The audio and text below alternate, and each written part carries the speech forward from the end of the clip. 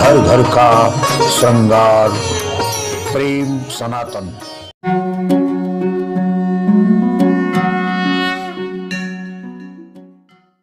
अयोध्या दर्शन की श्रृंखला में हमारी गाड़ी अयोध्या में भ्रमण कर रही थी और अयोध्या के तमाम मंदिरों को शूट करने के बाद हमारा उद्देश्य था कुछ ऐसा विलक्षण अयोध्या से लेकर चला जाए जिससे हमारे दर्शक जान सकें कि सनातन धर्म की जड़ें आज भी कितनी मजबूत हैं। खोज हमारी जारी थी और मुझे ऐसा लगता था हजारों हजार साल पुरानी इस अयोध्या में मुझे कुछ ऐसा ज़रूर मिलेगा जहां मुझे कुछ विलक्षणता नज़र आएगी। और अचानक हमारी नज़र पड़ती है सड़क के किनारे एक आश्रम पर। पेड़ों और जंगलों के बीच बने हुए इस आश्रम के अंदर मैं गाड़ी लेके पहुंच जाता हूं। कौन है आश्रम का मठाधीश, किसका आश्रम है, कौन चलाता है, मुझे कुछ भी जानकारी नहीं थी। लेकिन जब मैं आश्रम आया और वहाँ के इतिहास को जाना तो सुनकर आश्चर्य हुआ और आपको मैं आज बताऊंगा कि सनातन धर्म में धर्म, त्याग और पूजा क्या होती है।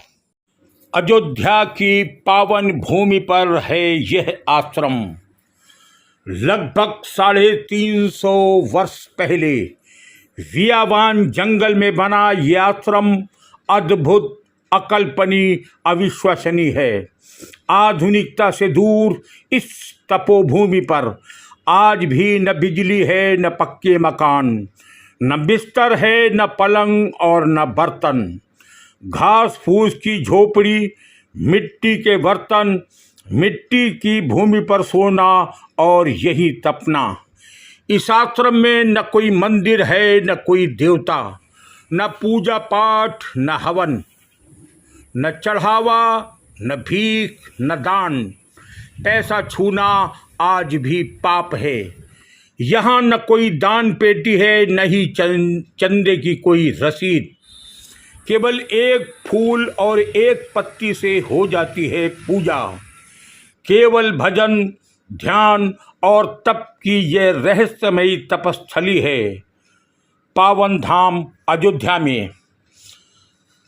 हम आपको बताएंगे इस तपोभूमि के रहस्य। गीता में भगवान श्री कृष्ण ने कहा है कि यदा यदा ही धर्मस्य ग्लानिर्भवत भारतम अभ्युत्थानम अधर्मम तदात्मानं सृजाम्यहम्।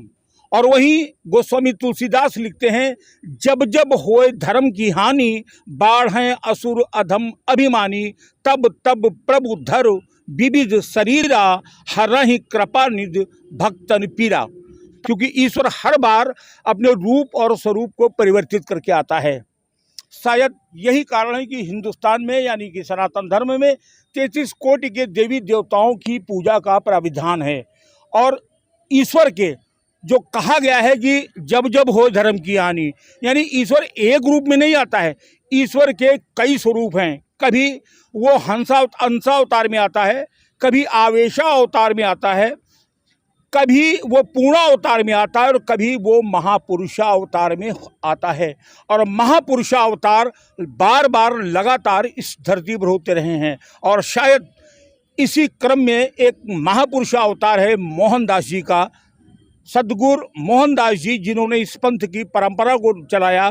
और आज भी जब बड़े बड़े महल अटारी और आश्रम बनाए जा रहे हों, वहाँ घास फूस की झोपड़ी में अगर ये आश्रम चल रहा है, बिजली नहीं, बर्तन नहीं, मकान नहीं, पक्का कुछ नहीं, एसी, कूलर, टीवी कुछ नहीं, आप समझिए कि तप का अर्थ क्या होता है।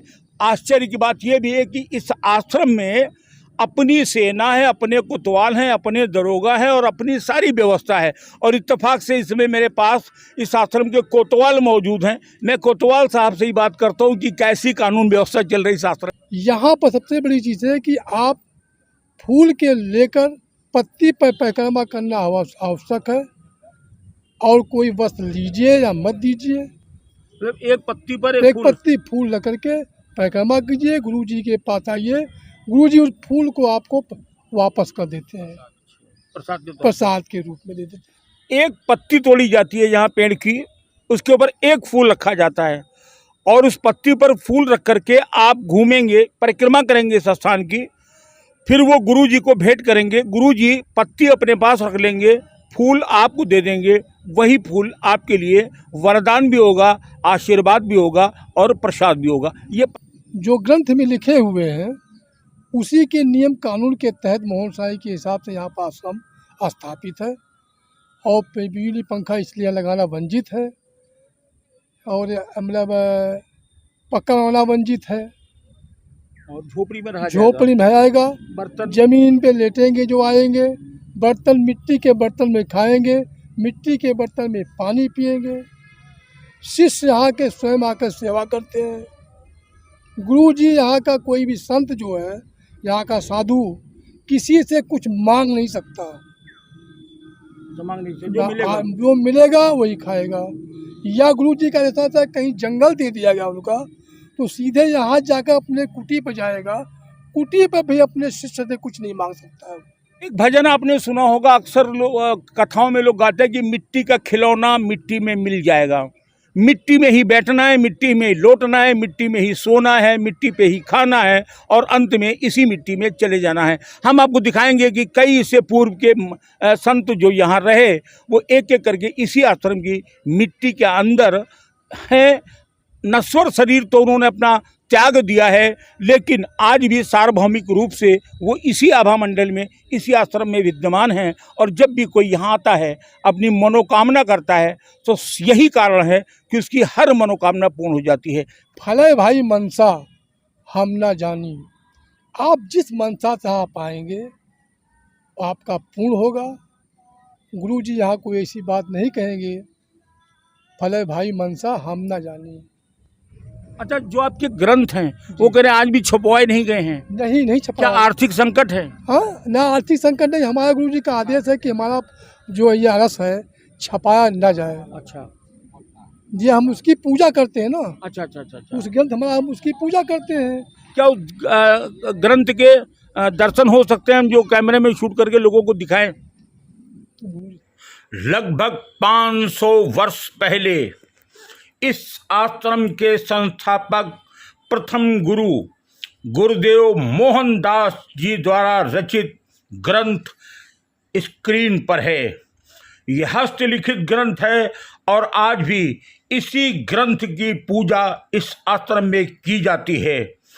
इस ग्रंथ को छपवाना या वितरित करना मना है।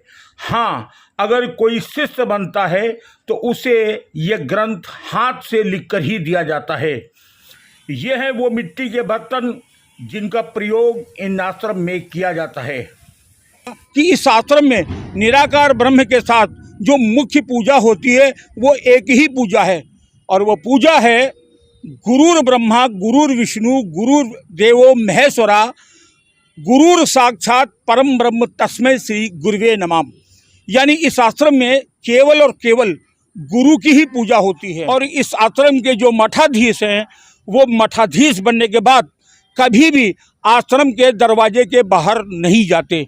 यानी यहाँ नियम ये है कि ना तो आप दान मांग सकते हैं और ना भिक्षा मांग सकते हैं। वर्तमान सद्गुरु लालमणि शाह जी इस समय विद्यमान हैं अपने आश्रम पर और अपनी कुटी के बाहर। मैं महाराज श्री से बात करता हूँ। कैसे रहते हैं? हम लोग मिट्टी के ठिकड़े में खाते हैं, मिट्टी के ठिकड़े में पानी पीते हैं और इस कुटिया में रहते हैं और कहीं नहीं आते जाते हैं। गुरु की भजन भाव बंदगी करते हैं। आश्रम के बाहर आप नहीं जाते? नहीं हम अच्छा, ना दान लेते हो ना भिक्षा मांगते? नहीं, कुछ नहीं। जो आ गया वही पैसा वैसा छूते नहीं हाथ से। पैसा नहीं छूते हैं? नहीं।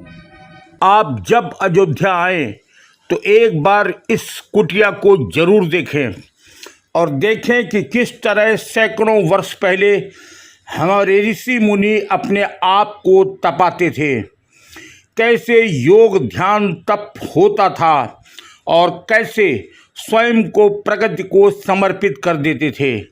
शायद इसे ही कहते हैं तप के लिए स्वयं को तपाना।